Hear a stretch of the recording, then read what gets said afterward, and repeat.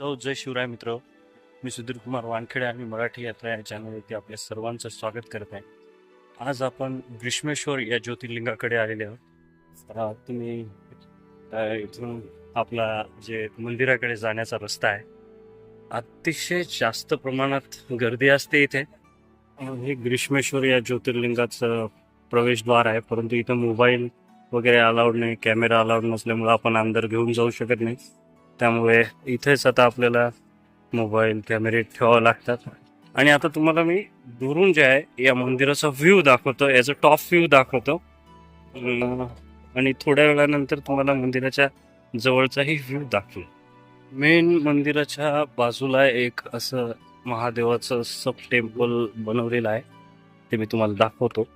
की आता तुम्ही इथून बघू शकता त्या मेन मंदिराचा जे टॉप व्ह्यू आहे ते तुम्हाला मी इथून झूम करून दाखवतो मित्र. काही आर्किटेक्चर तुम्हाला इथून सुद्धा पाहायला मिळेल.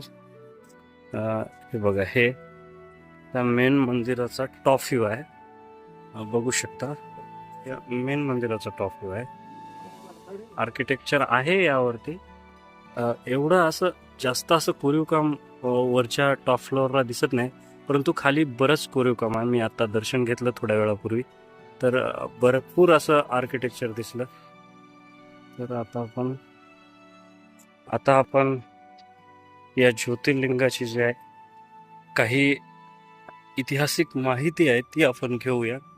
पहिले आपण इथे महादेवाचं दर्शन घेऊया, चला. नंतर आपण मेन मंदिराकडे जाऊया. हे बघा, इथे कसा यज्ञ पेटवलेला आपल्याला दिसतो.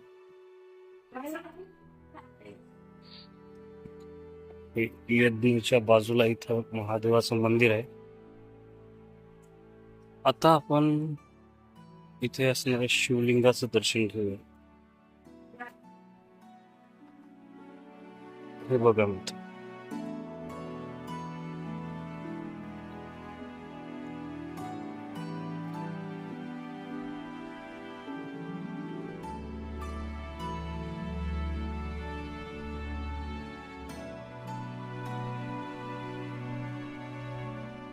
ते महादेवाचं दर्शन घेतल्यानंतर जसंच आपण बाहेर आलो तर काही अशा प्रकारे व्ह्यू दिसतो.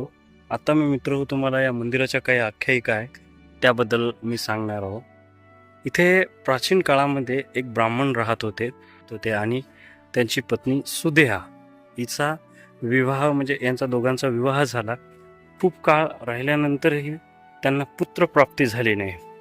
तर अतिशय गुण्यागोविंदाने ते राहत होते. तर सुदेहाने काय केलं, पुत्रप्राप्ती नाही होत आहे म्हणून सुदेहाने जे आहे आपल्या बहिणीचं लग्न आपल्या म्हणजे नवऱ्यासंग लावून दिलं.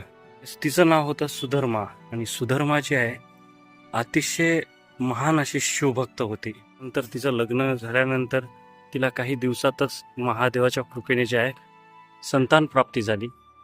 आणि संतान प्राप्ती झाल्यानंतर मग सगळेजण गुण्या गोविंदानं राहत होते. सुदेहा, सुधर्मा म्हणजेच घृष्णा नाव, या तिच्या नावावरून जे आहे या ज्योतिर्लिंगाचं नाव जे आहे घृष्मेश्वर पडलेलं आहे.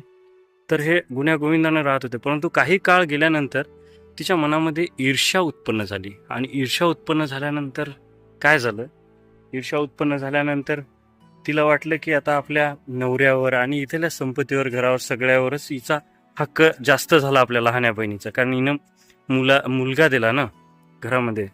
तर असं झाल्यानंतर तिने काय केलं, रागापोटी जळता जळता तिने त्या मुलाला मारलं आणि त्या नदीमध्ये फेकून दिलं. नंतर काय झालं, नदीमध्ये फेकल्यानंतर घृष्मा म्हणजे सुधर्मा जी आहे अतिशय महान अशी शिवभक्त होती. तिनं मारल्यानंतरही तिनं पाहिलं नाही, महादेवाच्या पूजेमध्ये मग्न होती. तिने या गोष्टीकडे काहीच लक्ष दिलं नाही. सगळ्या घरामध्ये लढापडी चालू असतानाही तिने लक्ष दिलं नाही आणि ती नदीमध्ये गेली आणि पाया पडला. तर तिथून तिचा मुलगा येऊन तिच्या पायाशी पडला. म्हणजे ती इतकी. आणि नंतर मग महादेव तिला प्रसन्न झाले. आणि महादेव प्रसन्न झाल्यानंतर मग महादेवाने म्हणजे मुलाला जिवंत केलेलंच होतं. महादेव खूप चिडले आणि ते म्हणाले की तुझ्या बहिणीला काय शिक्षा द्यायची. असं म्हटल्यानंतर ती म्हणाली की काहीच शिक्षा नाही द्यायची. महादेव शांत झाले तिनं असं म्हणल्यानंतर. नंतर महादेव तिला म्हणाले की मांग, तुला काय वर पाहिजे. तर त्यावेळेला घृष्माने जे आहे महादेवाला म्हणले की इथे तुम्ही सदैव उपस्थित राहा, तुमचं स्वरूप इथे उपस्थित असलं पाहिजे. भक्तांच्या ज्यांना संतान प्राप्ती नाही होत अशा सर्व लोकांना आणि ज्यांनी खूप पाप केले असे सगळ्यांचे पाप दूर करा आणि अशा सगळ्यांचे पाप दूर करा आणि ज्यांना संतान नाही त्याला संतानाची प्राप्ती द्या, तुमचा आशीर्वाद द्या, यासाठी तुम्ही इथे स्थित व्हा अशी तिची विनवणी केली. तेव्हापासून इथे महादेव स्थित असतात आणि ज्यांना संतान नाही त्यांना संतानाची प्राप्ती होते इथे महादेवाच्या आशीर्वादामुळे आणि पापही विरहित होतात लोक. अशा प्रकारे एक कथा आहे. हे 12 ज्योतिर्लिंगापैकी अंतिम ज्योतिर्लिंग म्हणून म्हणल्या जाते. तर अशा प्रकारे मित्र आपण घृष्मेश्वर ज्योतिर्लिंगाचे दर्शन जे आहे घेतलेले आहेत आणि या ठिकाणची जी ऐतिहासिक माहिती होती ती पण आपण घेतलेली आहे. तर तुम्हाला हा व्हिडिओ कसा वाटला मला कॉमेंट करून नक्की कळवा. व्हिडिओ छान वाटल्यास व्हिडिओला लाईक आणि माझ्या चॅनलला सबस्क्राईब करा.